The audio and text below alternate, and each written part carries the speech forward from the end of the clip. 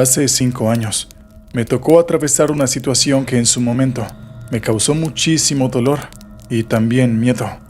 Aquello sobrepasó mi comprensión sobre lo racional y me convirtió en un hombre irreconocible. Yo en ese entonces era un joven ambicioso que había empezado su carrera como trailero en una compañía de mudanza. Mi idea era trabajar lo suficiente y ahorrar para comprar mi propio camión, ponerlo a trabajar y, con el tiempo, adquirir una flota de camiones y fundar mi propia compañía. Cuando yo digo que era ambicioso, es porque realmente lo era. Era joven y estaba dispuesto a hacer cualquier cosa con tal de lograr mis metas.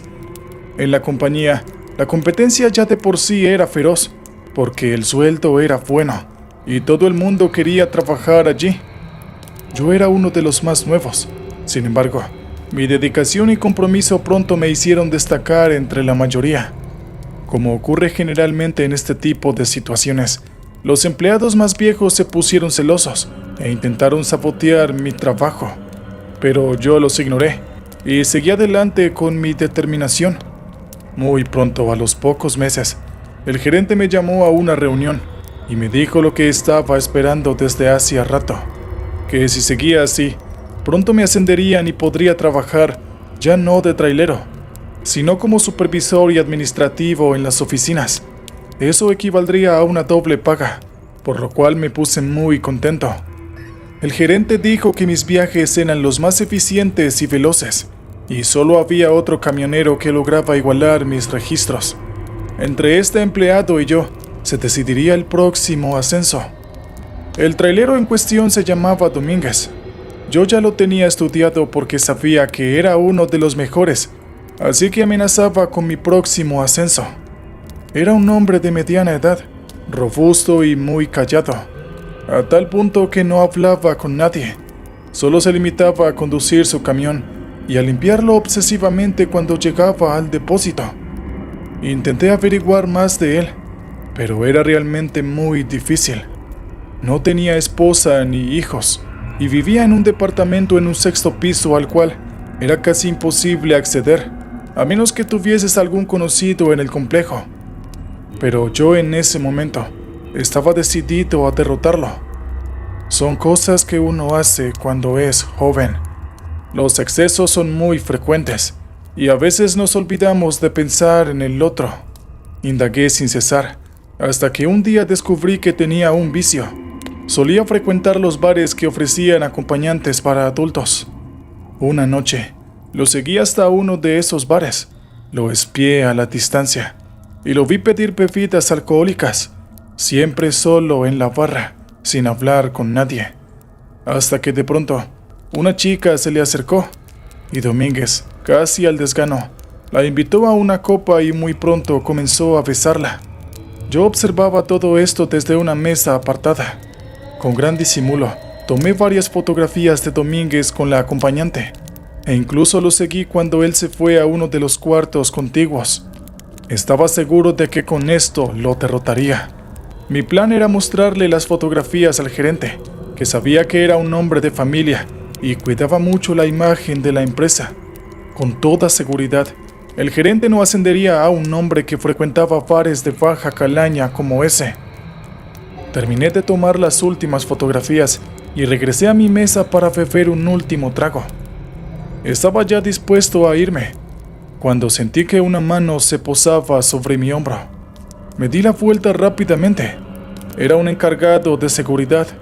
Me preguntó qué era lo que estaba haciendo.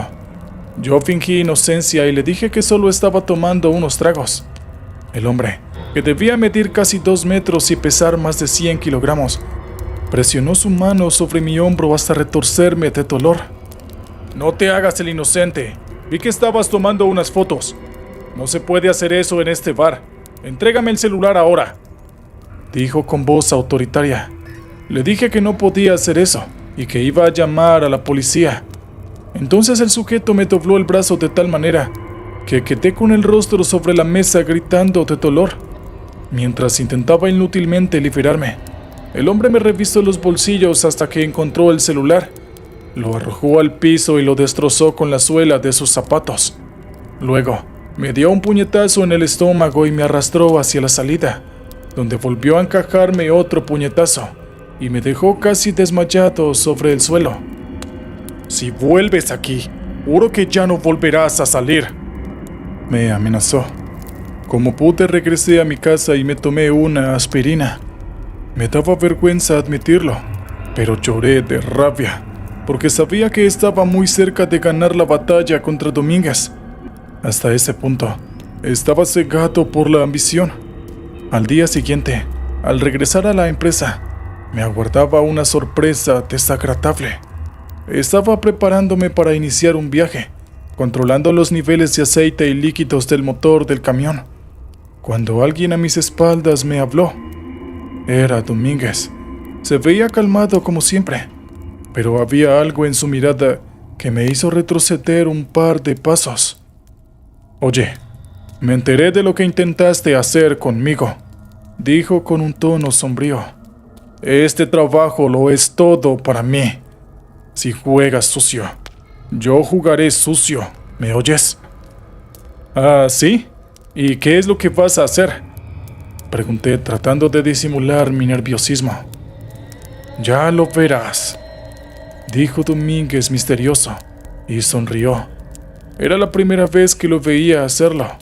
Su sonrisa no me gustó nada, porque era la sonrisa de un tiburón. Pensé que me había ganado a un enemigo, y lo peor era que no sabía cuán peligroso era. Ese mismo día tuve que hacer un viaje por una mudanza en una casa de campo. Era un lugar apartado. La familia era numerosa, y los muebles y objetos eran prácticamente interminables. Recién logramos cargar todo el camión al atardecer. Aseguré todos los objetos más valiosos e inicié el camino hacia la nueva casa. El jefe de la familia decidió ir conmigo en el camión, quizás para asegurarse de que no me robaran nada. Estos eran comportamientos a los cuales estaba habituado y no me ofendían para nada. Después de todo, sabía de muchos colegas que aprovechaban descuidos de los dueños y se llevaban cosas que no eran de ellos. Al principio hablamos un poco, luego el hombre calló y pareció sumirse en la desesperación. Vi que parecía muy melancólico, entonces le pregunté qué le pasaba. Es que no es mi deseo mudarme de aquí, dijo al cabo de un rato. Mi esposa insistió, pero yo era muy feliz en el campo. Le pregunté por qué su esposa quería salirse de aquel lugar tan bonito. Entonces el hombre me comentó que había algo en los bosques cercanos, algo que aullaba y gruñía, y que a veces se llevaba parte del ganado para comérselo. Él creía que se trataban de lobos o incluso un oso. Había organizado varias jornadas de cacería junto con unos peones, pero no encontraron nada. ¿Pero solo es por eso por lo que se mudan? ¿Por unos lobos? Pueden colocar trampas, conozco gente que sabe cómo cazarlos, le ofrecí. Pero el hombre dijo que no era solo por eso. Me di cuenta de que estaba dudando si contarme o no. Finalmente se decidió. Lo que pasa es que mi esposa cree que es una especie de hombre lobo. Ella cree mucho en esas cosas, ¿sabes? De hecho, dijo que una noche cuando fue al patio a recoger la ropa, lo vio. Dijo que era un perro enorme, del tamaño de un humano, con ojos rojos que la miraron desde el otro lado del alambrado. Ella regresó a la casa en estado de shock, y desde ese entonces cree que el hombre lobo nos está acechando, así que teme por nuestros hijos, y me insistió tanto con mudarnos que finalmente terminé aceptando. Yo no podía creer lo que estaba escuchando. ¿Un hombre lobo en pleno siglo XXI? ¿La civilización occidental hablando de hombres lobo? Sin embargo, callé. No quería faltar el respeto a su mujer. Hicimos un trecho en silencio, ya sin hablar. La noche había caído muy rápido, como suele suceder en el campo, donde no hay luces artificiales que maquillen la oscuridad de la noche. De repente, el hombre pegó un respingo y señaló a través de la ventanilla hacia su derecha. ¿Pero qué demonios es eso?, gritó. Yo seguí la dirección que me indicaba con la mirada.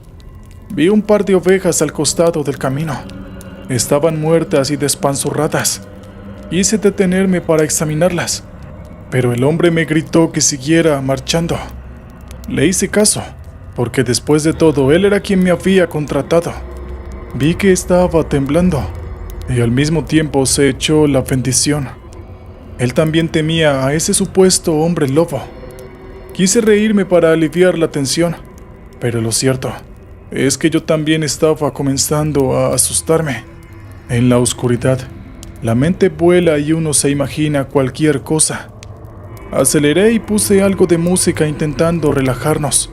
El hombre dijo que tenía una escopeta y que pensaba usarla si era necesario. Le pregunté dónde estaba y él me señaló hacia atrás, hacia la carga del camión. «Está dentro del baúl», dijo. «Debería haberla bajado antes de partir». «Espere, sé de cuál baúl está hablando», le respondí, «pero está debajo de un montón de cajas y muebles. Nos llevaría 1 hora descargar todo hasta llegar al baúl». El hombre maldijo. Estaba pálido y miraba frenéticamente hacia todos lados. Estaba por decirle que no se preocupara y que pronto llegaríamos al pueblo. Pero de pronto, el hombre señaló hacia adelante con un dedo tembloroso y gritó: «¡Ahí! ¡Ahí está! ¡No se detenga!». Los faros del camión iluminaron una silueta frente a nosotros. Estaba en el medio del camino, como esperándonos. Como había dicho la mujer, era como una especie de perro gigantesco, negro, de patas poderosas terminadas en pezuñas y ojos rojos que brillaban en la oscuridad. Por instinto, apreté los frenos con todas mis fuerzas. Entonces el perro se paró en las 2 patas y saltó hacia el parabrisas. Mi acompañante gritó y se cubrió el rostro, y yo maniobré desesperado con el volante, pero muy pronto perdí el control y nos salimos del camino. No pude frenar a tiempo. Chocamos de frente con un pino de grueso tronco, y yo me golpeé la cabeza con el volante, y creo que me desmayé unos segundos. Cuando recuperé la conciencia, mi acompañante gritaba e intentaba subir la ventanilla de su lado. La oscuridad nos envolvía. Uno de los faros del camión se había roto. El otro titilaba y parecía que iba a apagarse en cualquier momento. ¿Dónde está esa cosa?», dijo el hombre desesperado. «No la veo. ¿Dónde está? Oye, ¿tienes una linterna aquí?». «Shh». Lo callé. «Escucha, creo que hay algo en el techo». Nos quedamos escuchando. Al rato, un sonido como de uñas rasgando el metal se escuchó por encima de nuestras cabezas. Había algo sobre el techo del camión. También se escuchó un gruñido. Mi acompañante se hizo un ovillo sobre su asiento y comenzó a llorar en silencio. «Eso parece un oso», dije sin poder controlar el temblor de mi voz. Seguro que es un oso si nos quedamos quietos». «No diga tonterías, usted lo vio. Sabe que esta cosa no es un oso», gritó el hombre. Se escucharon pasos sobre el techo y luego la cosa saltó al suelo. Y en efecto, no era un oso. Yo sabía que no era un oso, solo que no quería aceptarlo. Aquella criatura rodeó la cabina del camión hasta acercarse a la puerta del acompañante. El hombre se echó hacia atrás y por poco se sentó encima de mí. Me di cuenta de que se había orinado encima. El perro volvió a pararse en las 2 patas y con una de sus patas delanteras pareció querer abrir la puerta accionando la manija. Nos miraba con unos ojos demoníacos. Su hocico estaba echado hacia atrás, mostrando unos dientes filosos. Lo intentó varias veces y luego, de un salto, regresó al techo, donde comenzó a rascar el metal. «Va a romper la cabina», dijo mi acompañante llorando. Sujeté la radio y pedí ayuda a la central de la compañía, pero nadie respondió. Sintonicé la frecuencia que usaba con mis otros colegas y rogué que nos ayudaran. Al rato, una voz respondió. Era la voz de Domínguez. ¿Y ahora qué es lo que quieres? Su voz era burlona y tranquila, como si supiera exactamente lo que estaba ocurriendo en ese momento. Le expliqué que habíamos chocado contra un árbol y que necesitábamos ayuda. Domínguez me preguntó dónde me encontraba, así que yo le pasé las indicaciones. Mi colega y adversario calló por unos momentos.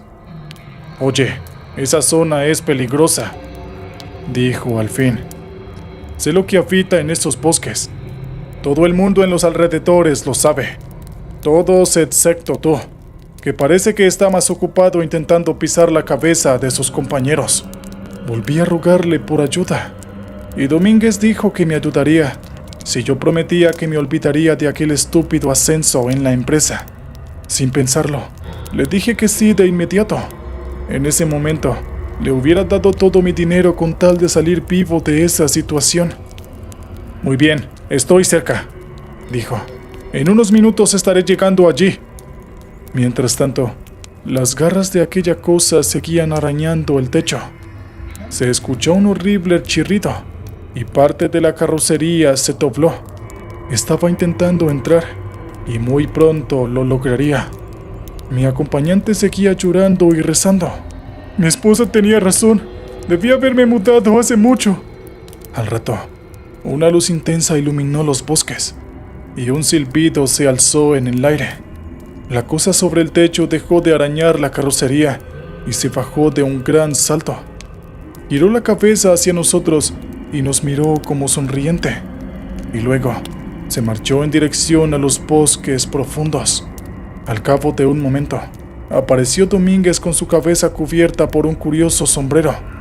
Dijo que nos bajáramos del camión y que nos marcháramos con él. Mi acompañante no quiso hacerlo. Gritaba que el lobo nos atraparía. Entonces tuvimos que sacarlo a rastras. Nos subimos al camión de Domínguez y partimos.